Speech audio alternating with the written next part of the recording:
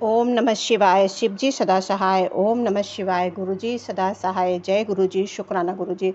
सभी संगत को जय गुरु जी। संगत जी, शिव महापुराण रुद्र संहिता भाग 4 का आ, बचा हुआ अध्याय है। संगत जी 2 भागों में किया था, तो उसी भाग को आपको बता देते हैं कि शिवा का पार्वती अपनी मैल से गणेश को उत्पन्न करके द्वारपाल पद पर नियुक्त करना और गणेश द्वारा शिव जी के रोके जाने पर उनका शिव गणों के साथ भयंकर संग्राम, शिव जी द्वारा गणेश का उच्छेषण, कुपित हुए शिवा का शक्तियों को उत्पन्न करना और उनके द्वारा प्रलय मचाया जाना, देवताओं और ऋषियों का स्तवन द्वारा पार्वती को प्रसन्न करना, उनके द्वारा पुत्र को जिलाए जाने की बात कही जाने पर शिव ने आज्ञा अनुसार हाथी का सिर लगाया जाना और उन्हें गणेश के धड़ से जोड़कर उन्हें जीवित करना। शुक्राना गुरु पिता ये सेवा देने के लिए, और शुक्राना सभी संगत का कि ये जो सेवा कर रहे हैं, सभी संगत सेवा करेगी और शुक्राना ज़रूर करेंगी गुरुपा का कि उन्होंने इतना अच्छे से पाठ हमें सुनवा रहे हैं और हमारे पूर्वजों का भी कल्याण कर रहे हैं। किसी न किसी माध्यम से वो उन्हें मोक्ष प्रदान करने के लिए संगत जी शिव महापुराण सुनवाते हैं कि वो हमें दिखते नहीं हैं। जब उनके बच्चे इस तरह के उनके लिए करते हैं, या अपने सभी मायके पक्ष, ससुराल पक्ष, सभी पितरों को मतलब प्रसन्न करने के लिए, उनकी मोक्ष प्राप्ति के लिए, तो वो बहुत खुश होते हैं। गुरुपा ये कल्याण का मार्ग बताया है। संगत जी बहुत ध्यान से सुनेंगे। शुरू करती हूँ। महेश्वर ने कहा कि गणों, यह कौन है जो इतना उच्च खल होकर शत्रु की भांति बक रहा है? इस नवीन द्वारपाल को दूर भगा दो। तुम लोग नपुंसक की तरह खड़े होकर उनका वृत्तांत मुझे क्यों सुना रहे हो? विचित्र लीला रचने वाले अपने स्वामी शंकर के यूँ कहने पर वे गण पुनः वहीं लौट आए। तदंतर गणेश द्वारा पुनः रोकने जाने पर शिव जी ने गणों की आज्ञा की, तुम पता लगाओ यह कौन है और क्यों ऐसा कर रहा है। गणों ने पता लगाकर बताया कि गिरिराज के पुत्र हैं और गिरिराज के पुत्र हैं तथा द्वारपाल के रूप में बैठे हैं। तब लीला रूप शंकर के विचित्र लीला करनी चाहिए तथा अपने गणों का गर्व भी गलित करना चाहा। इसके लिए गणों को तथा देवताओं को बुलाकर गणेश जी के भीषण युद्ध करवाया, पर वे कोई भी गणेश को पराजित न कर सके। तब स्वयं शूलपाणी महेश्वर गणेश जी के माता के चरणों का स्मरण किया। तब शक्ति ने बल प्रदान कर दिया। सभी देवता शिव जी के पक्ष में आ गए और घोर युद्ध हुआ। तद अंतोगत्तः स्वयं शूलपाणी महेश्वर ने आकर त्रिशूल से गणेश जी के का सिर काट दिया। जब यह समाचार पार्वती जी को मिला तब वे क्रुद्र हो उठी और बहुत सी शक्तियों का उत्पन्न करके उन्होंने बिना विचारे उन्हें प्रलय करने की आज्ञा दे दी।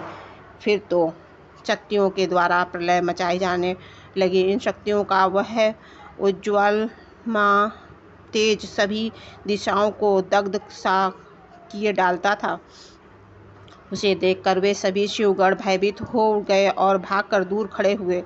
मुने, इसी समय तुम दिव्य दर्शन नारद वहां आ पहुँचे। तुम्हारा वहां आने का अभिप्राय देवगणों को सुख पहुंचाना था।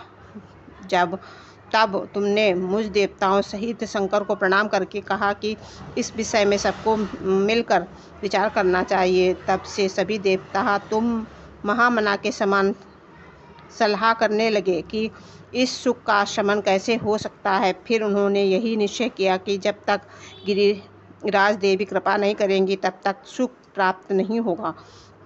अब तुम इस विषय में विचार करना व्यर्थ है। ऐसा साधारण करके तुमने तुम्हारे सहित सभी देवता और ऋषि भगवती शिवा के निकट गए और क्रोध से शांति के लिए उन्होंने प्रसन्न करने के लगे।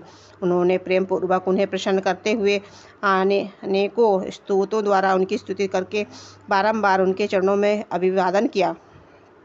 फिर देवगण की आज्ञा से ऋषि बोले कि देवर्षियों ने कहा कि जगदम्बे तुम्हें नमस्कार, शिवपति तुम्हें प्रणाम, चंडिके तुम्हें हमारा अभिवादन प्राप्त हो, कल्याणिक तुम्हें बारंबार प्रणाम, अम्बे तुम ही आदि शक्ति हो, तुम्हारी सदा सारी सृष्टि की निर्माण कात्री पालिका शक्ति और संहारक करने वाली हो। देवेशी, तुम्हारे कोप से सारी त्रिलोकी की विकल हो रही है, अतः आप प्रसन्न हो जाओ और क्रोध को शांत करो। देवी, हम लोग तुम्हारे चरणों में मस्तक झुकाते हैं। ब्रह्मा जी कहते हैं कि नारदियों, तुम सभी ऋषियों द्वारा स्तुति किए जाने पर भी परादेवी पार्वती ने अपनी ओर क्रोध भरी दृष्टि से ही देखा, किंतु कुछ कहा नहीं। तब उन ऋषियों ने पुनः उनके चरण कमलों में सिर झुकाया और भक्तिपूर्वक का हाथ जोड़कर पार्वती से निवेदन किया। ऋषियों ने कहा कि देवी अभी संहार होना चाहता है, अतः क्षमा करो अंबिके। तुम्हारे स्वामी शिव भी तो यही स्थिति है, तनिक उनकी ओर तो दृष्टिपात करो। हम लोग, ये ब्रह्मा विष्णु आदि देवता, सारी प्रजा, सब तुम्हारे ही हैं और व्याकुल होकर अंजलि बांधे तुम्हारे सामने खड़े हैं। परमेश्वरी, इस सब का अपराध क्षमा करो। शिवे, अब इन्हें शांत प्रदान करो। ब्रह्मा जी कहते हैं कि मुने सभी ऋषियों कहकर अत्यंत दीन भाव से व्याकुल हो हाथ जोड़कर चंडिका के सम्मुख खड़े हो गए। इसका ऐसा कथन सुनकर चंडिका का प्रसन्न हो गई। इसके हृदय में करुणा का संचार हो आया और वे ऋषियों से बोली। देवी ने कहा, ऋषियों, यदि मेरा पुत्र जीवित हो जाए और वह तुम लोगों के मध्य पूजनीय मान लिया जाए तो संहार नहीं होगा। अब तुम लोग उसे सर्वाध्यक्ष का पद प्रदान कर दोगे, तभी लोक में शांति हो सकती है, अन्यथा तुम्हें सुख नहीं प्राप्त हो सकता। ब्रह्मा जी कहते हैं, मुने पार्वती की यूं कहने पर तुम सभी ऋषियों ने उस देवताओं के पास आकर सारा वृत्तांत कह सुनाया। उसे सुनकर इंद्र आदि सभी देवताओं के चेहरे पर उदासी छा गई। वे शंकर जी के पास गए और हाथ जोड़कर उनके चरणों में नमस्कार कर के सारा निवेदन कह दिया। देवताओं का कथन सुनकर शिव जी ने कहा, ठीक है, जिस प्रकार सारी त्रिलोकी को सुख मिल सके वही करना चाहिए। अतः तुम उत्तर दिशा की ओर जाना चाहिए और जो जीव पहले मिले उसका सिर काट कर उस बालक के शरीर पर जोड़ देना चाहिए। ब्रह्मा जी कहते हैं कि मुने तदंतर शिव की आज्ञा का पालन करने वाले उस देवताओं को वह सारा कार्य संपन्न किया। उन्होंने उस शिशु शरीर को धो पोंछ कर विधिवत उसकी पूजा की। फिर वे उत्तर दिशा की ओर गए और वहां उन्हें पहल एक दांत वाला एक हाथी मिला। उन्होंने उसका सिर लाकर उस शरीर पर जोड़ दिया। हाथी के उस सिर को संयुक्त कर देने के पश्चात सभी देवताओं ने भगवान शिव आदि को प्रणाम करके कहा कि हम लोगों ने आपका काम पूरा कर दिया है। अब जो करना शेष है वो आप लोग पूर्ण करें। ब्रह्मा जी कहते हैं कि तब शिव आज्ञा पालन संबंधिनी देवताओं की बात सुनकर सभी देवता और पार्षदों को महा आनंद हुआ। तत्पश्चात ब्रह्मा विष्णु आदि सभी देवता अपनी स्वामी निर्गुण स्वरूप भगवान शंकर को प्रणाम करके बोले, स्वामिनी, आप महात्मा के जिस तेज से हम सभी उत्पन्न हुए हैं, आपका वही तेज वेद मंत्र के अभियोग से इस बालक में प्रवेश करे। इस प्रकार सभी देवताओं ने मिलकर वेद मंत्रों द्वारा जल को अभिमंत्रित किया। फिर शिव जी का स्मरण करके उस उत्तम जल को बालक के सिर पर छिड़क दिया। उस जल का स्पर्श होते ही वह बालक स्वेच्छा से शीघ्र ही चेतना युक्त होकर जीवित हो गया और सोए हुए की तरह उठ गया। वह सौभाग्यशाली बालक अत्यंत सुंदर था।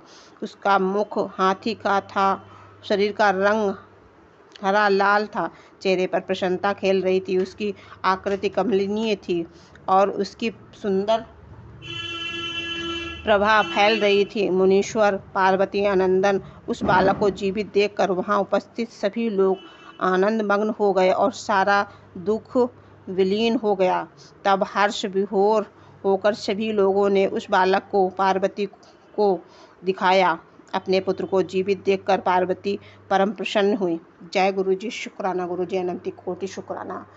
संगत जी, ये मातृ प्रेम है। और जब मातृ प्रेम कहते हैं ना, अपने बच्चों पर कोई संकट आता है तो एक माँ में अथाह शक्ति आ जाती है। वो शायद माँ का ही सब अंश होते हैं। और बच्चों पर आया संकट हर माँ किसी भी रूप में उसको दूर कर देना चाहती है और अपने बच्चों को सुख प्रदान करना चाहती है। हमारे गुरु पिता भी अपने बच्चों के कष्ट दूर करने के लिए क्या क्या करते हैं। वैसे संगत जी, सभी माता पिता करते हैं, पर एक माँ का जो रूप है वो मतलब ये नहीं देखता कि क्या सही है क्या गलत। बस सिर्फ वो ये जानते हैं कि हमारे बच्चों का कैसे कल्याण होना है। तो शुक्राना है गुरु पिता, आप जो भी करते हैं सब अपने बच्चों के भले के ही लिए करते हैं। और आपकी बेटी से जाने अनजाने में कुछ गलती हो तो उसको माफ़ करना, कुछ गलत बोल दिया हो तो माफ़ करना कि छोटे मुंह बड़ी बात बोल रही है आपकी बेटी। क्यों बोली पता नहीं, शायद आप बुलवाना चाह रहे हैं या नहीं। क्योंकि जब संगत जी सत्संग में हम बैठते हैं या पाठ करते हैं गुरु पिता के सामने, तो उन्हीं को आज्ञा दे गुरुपा से कहते हैं कि जो भी आप बुलवाना चाहें वही आप बुलवाएं, उसके सिवा मेरी वाणी से कुछ भी ना निकले। अनंत कोटि शुक्राना। जय गुरु जी। शुक्राना गुरु जी।